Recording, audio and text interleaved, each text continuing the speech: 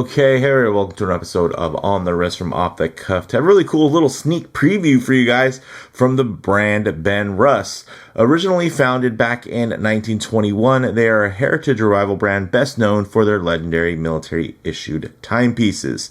Now, we're going to cover two genres here, the dive watch as well as a classic field watch, some key common characteristics in sign language when you're looking for a diver. Of course, we want to find water resistance, typically with some type of screw down crown. You want something that's tough, legible, with a dive time bezel, and a diver's extension is always nice if on bracelets.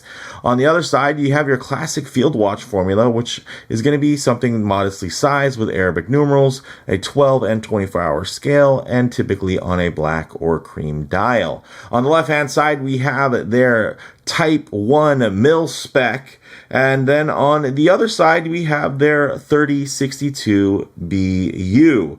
And both of these have a lot of historical significance for the brand, as well as for really a lot of other brands that followed in the footsteps of these two watches. Now, the Type 1 was really considered a ghost watch because it was just issued. It was an issued watch that did so well, thanks to being on the wrists of covert operatives like the Navy SEALs, EOD, Navy divers, Army Rangers, Green Berets, CIA operatives, and DOD employees in general, that these just became quite iconic. And again, the fact that they were never really issued to civilians as normal options to purchase, and really were just primarily military watches, are something that do add to that lore. On the other side, this particular field watch was made really famous by Steve McQueen from the movie Bullet. And of course, it's a little bit of a tweaked variation of your classic field watch. And I think both of these really stand up. But Benrus has spent a couple of years, I would say, in transition. And there was a time when the best Benrus homages were not made by Benrus. They were made by other companies that were just working harder for your dollar. So the question stands, has any of that changed? And I think I might have to say yes. So with that said, let's go ahead, zoom the camera out, get these pieces in hand, and take a closer look. Okay, guys, now both of these are real lookers and definitely have their own charm. Some of the standout features in terms of the modern niceties you're going to get, of course, are going to be sapphire crystals with double anti-reflective coating, as well as screw down crowns and very thin ETA 2892 movements that are really quite premium when it comes to the winding action on either of these. Another standout detail you'll notice are going to be these dials. The attention to detail is really quite immaculate. Look at how sharp everything is now. They definitely stepped their game up, and they definitely clearly focused on the dial execution. These applied indices are really, really fantastic. These are Swiss-made timepieces, and I will say they do a great job at representing. Oh, let's actually give it a quick little dust off there. This one in particular, my goodness, I love this whole idea. You take a field watch, but then you make it premium, a bit more upscale by doing things like applied indices, adding a bit of sunray, and it just feels really, really well put together. Then you look at that movement there. Let me give it a quick wipe on that display back. Check it out. That is gorgeous. And it wasn't too long ago you would see a movement very similar to this in most Omega watches. So this movement, of course, was really one of the cornerstones that the Swatch Group used when developing some of their higher end movements, because of how thin it is and reliable. And of course, there are tons of clones and variations of this movement now, but the 2892 stands above your typical 28, 24, and everything that is competitive with that. So I do want to get that out of the way. Also, I'll say another nice little modern nicety that they made sure to pay attention to is screw down crowns. And this movement, although these are no dates and the movements themselves typically do have dates, there's no ghost crown position on either of these.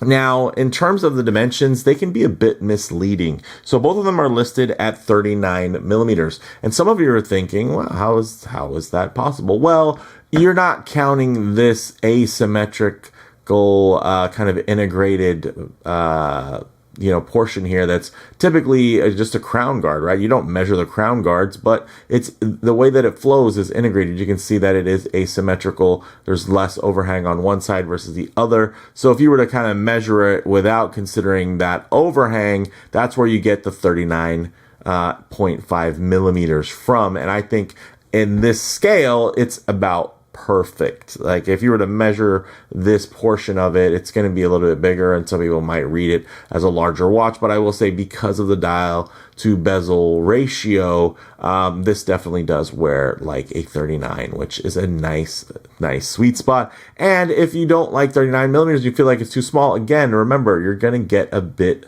more visual weight thanks to that asymmetrical side there, where you do have the integrated crown guards. One thing I will say, and we're going to dive into each of these later on, within the coming weeks for full dedicated reviews of each, but this is really meant to just be, some initial thoughts and feedback. Now, initial thoughts on this piece, very nice, supple, strap here, a bit more on that kind of silicone side. So I will say, in terms of it attracting dust and hair and stuff like that, it does seem like it's going to be more of that kind of dust magnet. But I will say you are able to wipe it off quite nicely, and it is super soft and pliable and comfortable. So that is quite nice. I do like the hardware that they went with here. Also, that it ties into some of the, again, little details. Look at that. They went with a beautiful bevel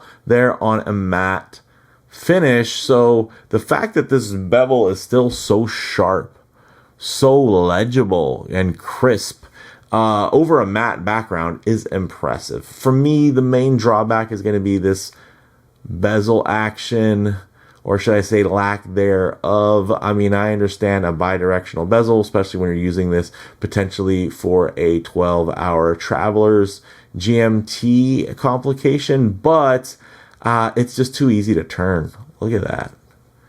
That's just, I mean, you wipe off your crystal and you're going to have a different offset there in terms of your timing, which for me is just kind of where I get a bit disappointed. Everything else, I'll have to say, pretty much exceeded my expectations. You're getting 20 millimeter lugs, and again, there'll be full dedicated reviews, but look at that. This is a handsome watch, and I've owned various Type 1 and Type 2 homages over the years, and I have to say, this is impressive, and it hasn't always been super impressive, so I can appreciate what they've done in terms of their efforts and the work that they put into this. And again, some people are really going to love that really easy to turn action there, but for me, I would have preferred this to have a lot more tension on that friction fit, so that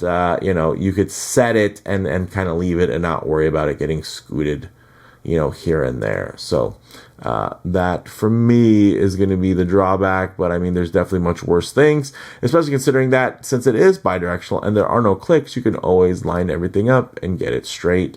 So it's just keeping it nice and lined up that may be an issue for some. Now, on the other side, oh yes, I love this piece. Again, that whole idea of just taking a classic like this classic layout, and then doing things like adding applied indices, adding a sunray finish there, just, more premium niceties, a screw down crown. This all is quite nice. Now, adding all that in, I think just adds a bit of magic to the formula. And I think they pull it off really well. In terms of the scale, I do wish it was a bit smaller. This is 39.5. It's not oversized by any means, but if it was 38.5, I think that would have been the sweet spot. Still, I would love to retain those 20 millimeter lugs.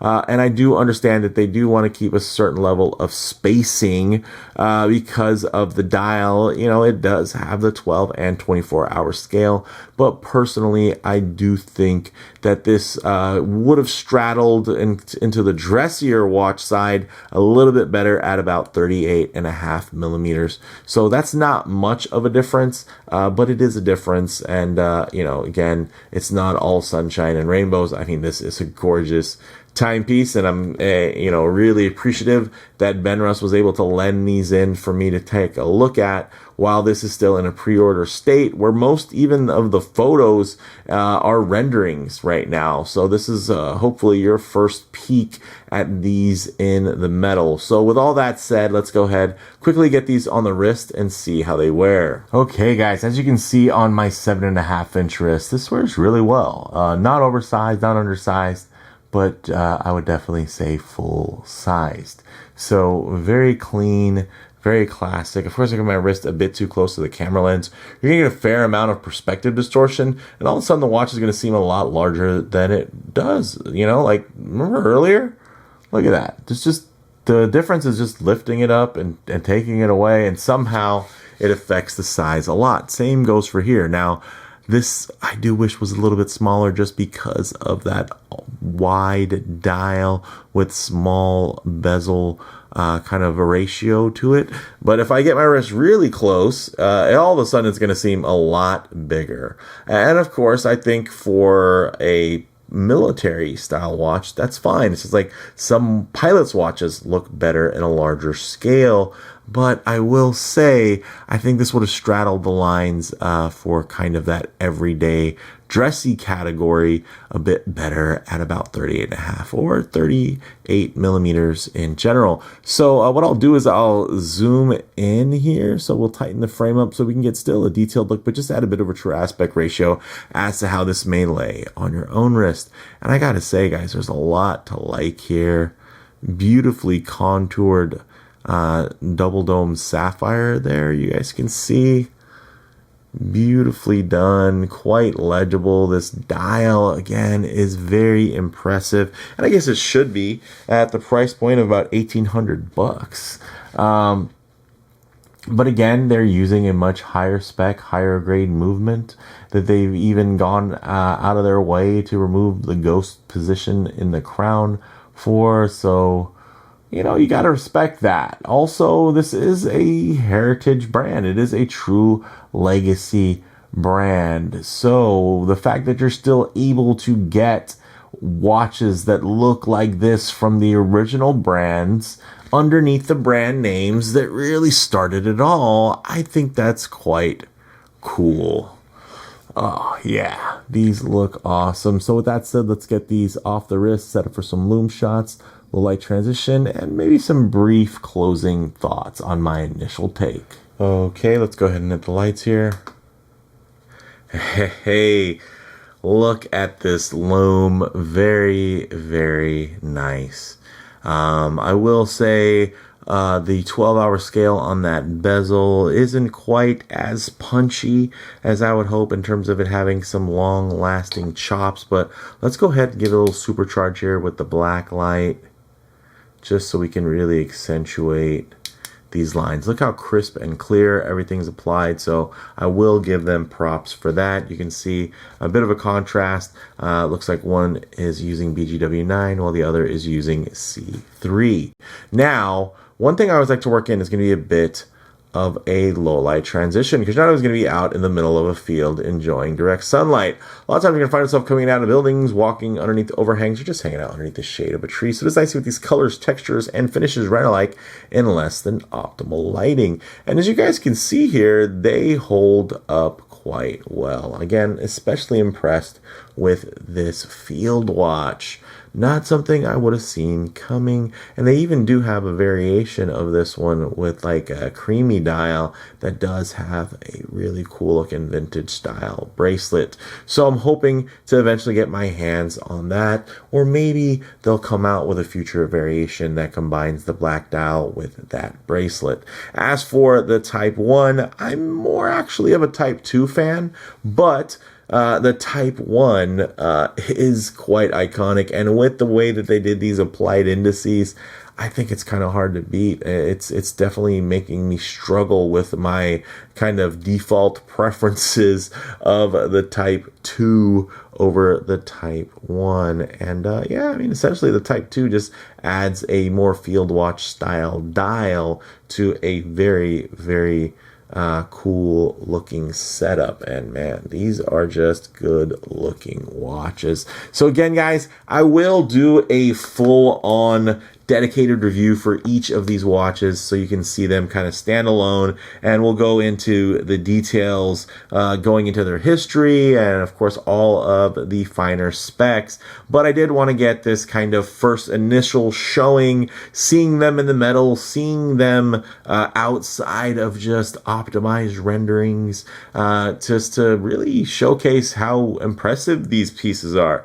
So yeah, I have to say I think they're onto something. Are there things that I would change? Of course, but I mean, what watch is so flawless that you wouldn't change or tweak something for your own personal preferences? And at the end of the day, that's what pretty much all of my little moans and niggles, as Jody would call them, would boil down to, is they are personal preferences. Some people would love a freer spinning bezel. Some people would love a larger sized watch like this. So, you know, I can't get too upset with any of it, especially when they're finished to this level of quality and they're showing this level of attention to detail. You know, I just have to hope that that resonates and with their audience, and that they're able to continue to make and refine these really iconic timepieces. So with all that said, let me know what you all think down in the comments below. If you like the video, please leave a like, and if you're already, please subscribe for more content just like this. Thanks, guys.